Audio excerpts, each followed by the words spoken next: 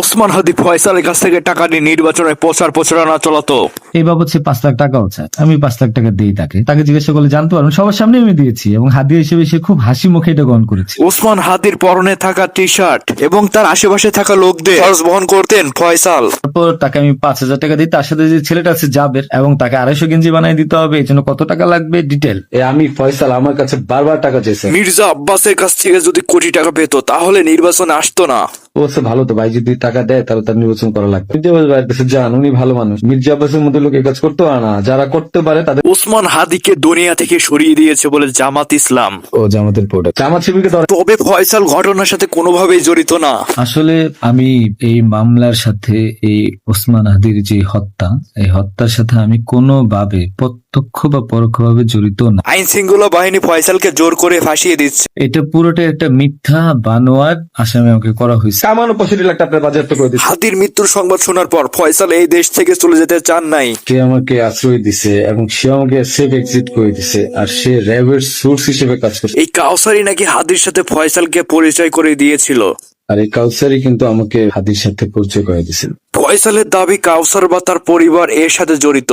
আপনারা কাউসারকে ধরেন, সে আমাকে কেন সেফ এক্সিটের ব্যবস্থা করে দিচ্ছে? সে কেন বারবার আমাকে হেল্প করছে? কেন আমার সাথে হাতের সাথে পরিচয় করে দিচ্ছে? He knows everything. মিথ্যা ফাঁসাচ্ছেন। আমি গেছি ভাই কাজের জন্য, বানায় দিচ্ছেন। ফয়সাল করিম মাসুদ লাইভ এসে বলেন, এই বাবদ সে 5 লাখ টাকাও চায়, আমি 5 লাখ টাকা দিই তাকে। নগদ চেয়েছিলাম, নগদই দিই। আপনারা এখানে শুনেছেন ওসমান হাদি তার কাছ থেকে 5 লক্ষ টাকা চেয়েছে আর সাথে সাথে পকেট থেকে টাকা বের করে তাকে দিয়ে দিয়েছে।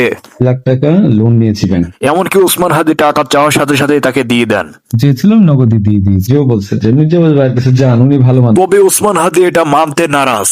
আমি নির্বাচনে দাঁড়িয়েছি লিফলেটে দিয়ে সালাম দিয়ে। কেন নির্বাচন করবা? আমি এমপি হতে চাই। এমপি কেন হবা? তোমার কি কোনো অভিজ্ঞতা আছে? পরে যে প্রশ্নটা করলো, তুমি তাহলে এখানেই কেন করছো? আমি বললাম আমি এখানের ভোটার, ঢাকা 8-এর ভোটার, করতে সমস্যা কি? এরপর সে আমাকে বললো যে তুমি কি ওয়ার্ড কাউন্সিলর হয়েছে? আমি এমপির কাছ থেকে আমি ওয়ার্ড কাউন্সিলর কেন? তারপর আমি বললাম আমি শুরু করছি এমপি দিয়ে, আমি তো একদিন জাতিসংঘের মহাসচিব হইতে চাই। তারপর সে দেখলাম খুবই ট্রিগার্ড হয়ে গেছে। হ্যাঁ, বাচ্চা মানুষ। আমি বললাম চাচা এই মনস্তত্ত্ব ভাঙতে হবে। উঠেই সে বললো তোমরা তো সবকিছু ভেঙে ফেলছো। আমি বললাম ইয়েস ইনশাল্লাহ, আমরা আরো অনেক কিছু। কিন্তু এই ফয়সালি কিছুদিন আগে একটা ভিডিওতে বলেছিল, যে কাজটা করি আমি কিন্তু সেই এলাকা থাকি না, এলাকা তো দূরের কথা, আমি সেই জেলাই ছেড়ে দিই। কারণ এই দখলদার অবৈধ ইউনুস সে আমাদের আওয়ামী লীগের যারা সক্রিয় নেতাকর্মী আছে আমাদেরকে গ্রেপ্তার করে। কিন্তু আরেকটা ভিডিওতে বলেন আমাকে কেউ ফলো করেন না, যদি ফলো করেন ওসমান হাদির মতো অবস্থা হইবে। চাইছ না, ফলো করিস না, আমারে ফলো করলে সমস্যা হইব। শিক্ষা হয় নাই তোদের 14 পুরুষ আমার নাম মনে রাখবো। আপনারা অনেকে বলতে পারেন এই ব্যক্তি তো ফয়সাল না, তাহলে আপনাদের কাছে একটা প্রশ্ন, এই ব্যক্তিটাকে সে ফয়সালের সব অপরাধ নিজের কাঁধে নিতে যাচ্ছে। আমার কামানো 65 লাখ টাকা বাজেয়াপ্ত করে দিচ্ছে।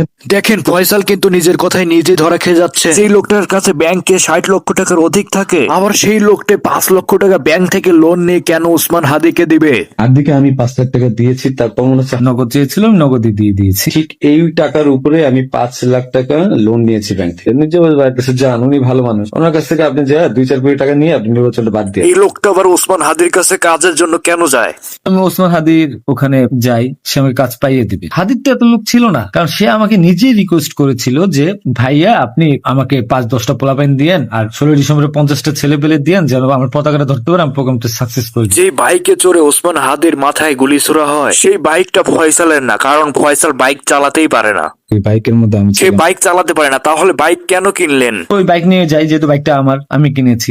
নাম রেজিস্ট্রেশন হয়নি, ওনার হিসাবে প্রোগ্রামগুলো হয় নির্বাচনী প্রচারণা, একটা অফিস দিয়ে প্রচারণায় মাঝে মধ্যে একটু ছেলে পেলেরে হাদিয়ে। যার কাছে এত কোটি টাকা আছে সে কেন কাজের জন্য ওসমান হাদির কাছে যাবে? সে অন্য কোনো এমপি মন্ত্রীর কাছে যাইতে পারে না?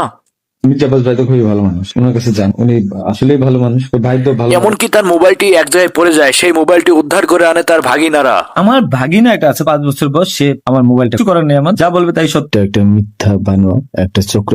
এদিক ফয়সাল কেন জামায়াত ইসলামকে ফাঁসাতে চাচ্ছে? ও জামাতের প্রোডাক্ট, তো সেই জন্য জামাতিরা কোনোভাবে এই ঘটনা ঘটেছে। এই বাইকের মধ্যে আমি ছিলাম। আব্বাসের মধ্যে লোক এই কাজ করতে পারে না, যারা করতে পারে তাদেরকে জিজ্ঞাসা করে। জামাত শিবিরকে ধরেন, জামাতিরা কোনোভাবে এই ঘটনা ঘটেছে। এই বাইকের মধ্যে আমি। দেখা হচ্ছে অন্য কোনো ভিডিও নিয়ে। এতক্ষণে সবাই ভালো থাকবেন, সুস্থ থাকবেন। ভিডিওটি ভালো লাগলে লাইক, কমেন্ট, শেয়ার এবং সাবস্ক্রাইব করে দিবেন। আল্লাহ হাফেজ।